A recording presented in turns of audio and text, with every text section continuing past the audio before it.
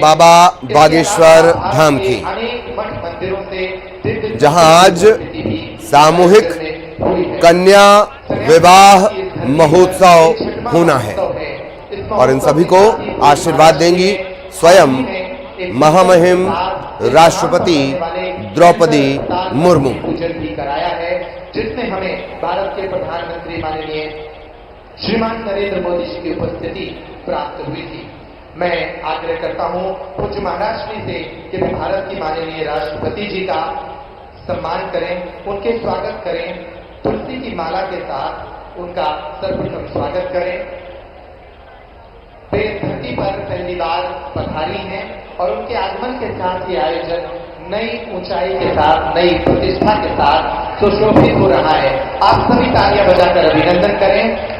अब हनुमान यंत्र उन्हें भेंट किया जाएगा।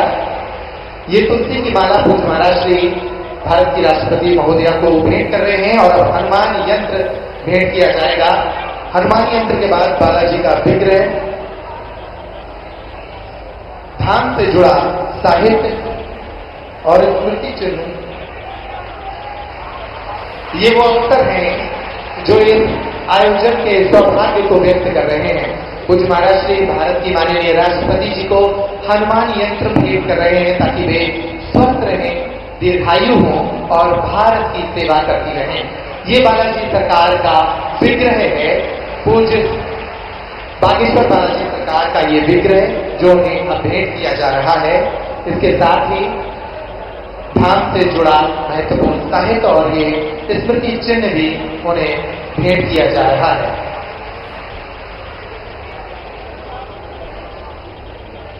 मैं आप सभी से आग्रह करता हूं कि आप अपना आसन ग्रहण करें।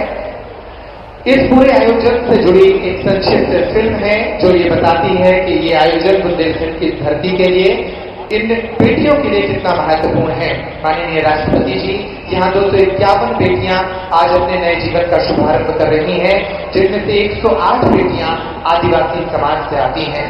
पूज्य महाराज श्री ने संकल्प लिया था कि मंदिर की दान पेटी से हम ऐसे परिवारों का सहयोग और सहारा बनेंगे जिनके परिवारों के सामने बेटियों के विवाह का संकट रहता है। ये संक्षिप्त फिल्म उसी कहानी को बयान करती है। प्रारंभ करें इस अवसर पर धाम से जुड़ी ये संक्षिप्त। ये मुस्कुराहट है पर तो हमारी बेटी हो, हमें बेटियों 2019 से नहीं करना है।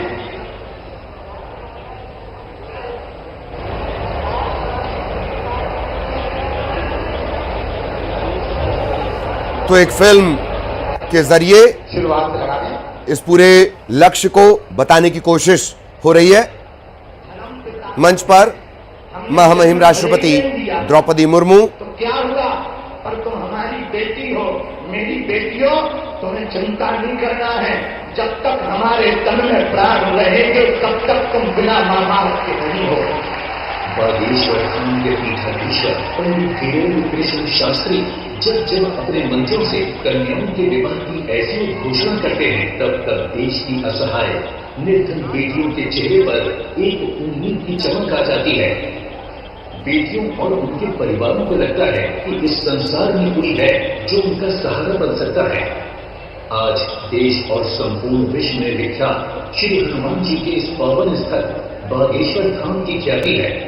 लोग अपने दैहिक और भौतिक कष्टों के निवारण के लिए बालाजी के इस धाम पर रोते हुए आते हैं और हंसते हुए जाते हैं।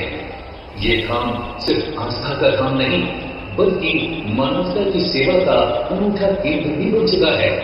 आज संपूर्ण भारत में इस बात की चर्चा है कि बागेश्वर धाम एक ऐसा अनूठा मंदिर है जहां की दान पेटी में आने वाला चढ़ावा सनातन धर्म की असहाय बेटियों के घर बसा रहा है।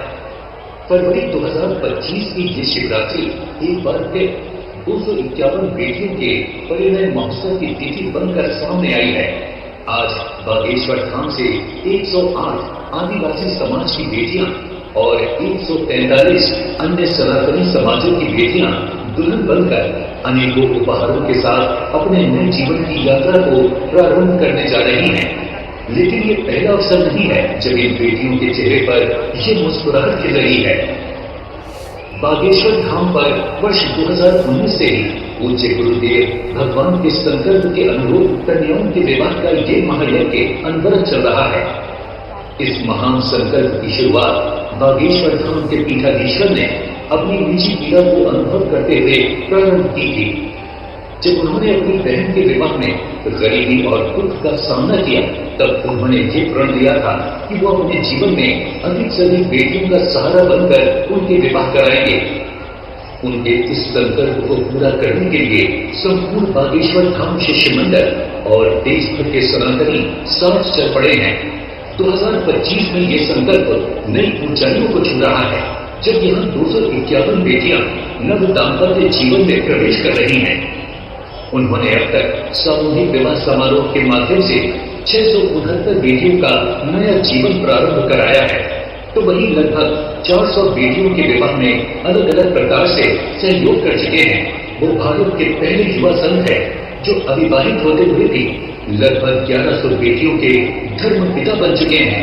जो लोग देव स्थानों की महत्वता पर प्रश्न खड़े करते थे, उन्हें बताया गया है कि हमारे मंदिर समाज को किस तरह एकजुट, सामर्थ्यशाली और सक्षम बना सकते हैं।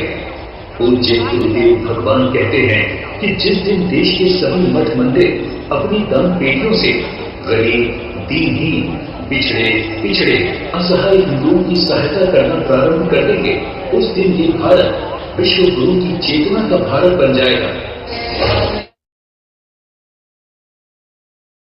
बनी रहेगी